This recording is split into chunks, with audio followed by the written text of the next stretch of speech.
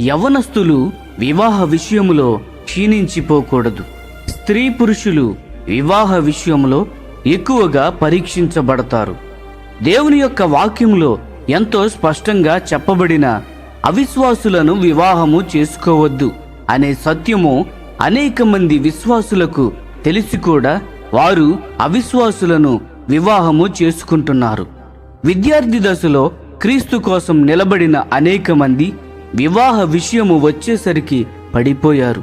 వారు దేవుని కోసము శక్తివంతముగా జీవితము ప్రారంభించి వివాహ విషయంలో ఈ లోక మర్యాద చొప్పున వెళ్ళుట ద్వారా వారి జీవితంలోని దేవుని ఉద్దేశమంతా వ్యర్థమవుతుంది. మన దేశంలో వివాహ విషయానికి వచ్చేసరికి యవ్వనస్తులకు అనేక ఒత్తిళ్లు ఉంటాయి. తల్లిదండ్రుల నుండి మరియు మారు మనసు పొందని నిజమైన ప్రేమలేని బంధువుల దగ్గర నుండి అనేకమైన ఒత్తిళ్లు ఉంటాయి. దీనికి తోడు ఆర్థిక సంబంధమైన ఒత్తిడి, వరకట్న ఆచారము వారిని వేధిస్తుంది. ఇంకా విచారకరంగా వీరు క్రీస్తులోనికి వచ్చిన తరువాత కూడా మన దేశపు అన్యాచారమైన కుల వ్యవస్థను అంటిపెట్టుకొని ఉన్నారు. ఆ విధముగా ఎంతో మంది క్రైస్తవ యవ్వనస్తులు అపవాది పెట్టే ఈ ఒత్తిడికి లోబడుతున్నారు. ఆ విధముగా లోబడి ఆత్మీయ అయోగ్యమైన వివాహము చేసుకుంటున్నారు.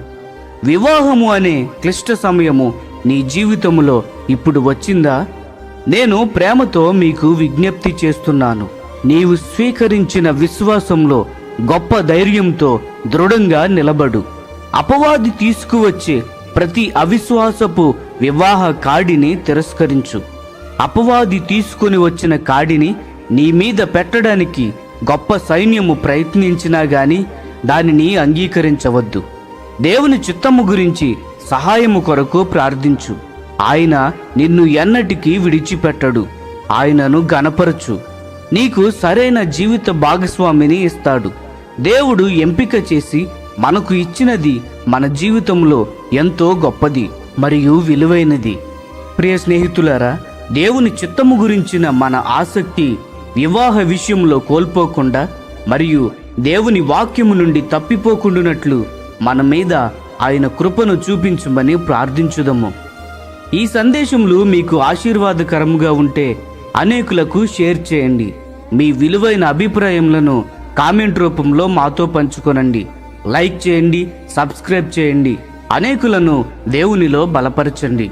మరచిపోకండి, ఇది మన అందరి బాధ్యత.